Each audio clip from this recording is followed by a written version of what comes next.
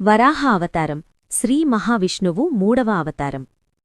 చాలా కాలం క్రితం లోకమంతా శాంతిగా ఉన్న ఒక సమయంలో ఒక భయంకరమైన అసురుడు పుట్టాడు. అతని పేరు హిరణ్యాక్షుడు. హిరణ్యాక్షుడు అపారమైన బలం కలిగిన అసురుడు. అతను దేవతలపై యుద్ధం చేసి వారిని ఓడించాడు. అంతటితో ఆగకుండా భూమిమీదే కోపం పెంచుకున్నాడు. భూమిని సముద్రంలో దాచిన హిరణ్యాక్షుడు భూమిని అంటే భూదేవిని తన బలంతో పైకి ఎత్తి గాఢమైన సముద్రంలో దాచేశాడు. భూమి మునిగిపోవడంతో లోకమంతా చీకటిగా మారింది.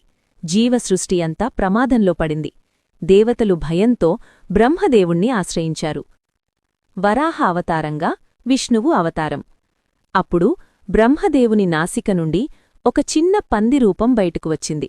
అది క్షణాల్లోనే ఆకాశాన్ని కప్పేసేంత పెద్దదిగా మారింది.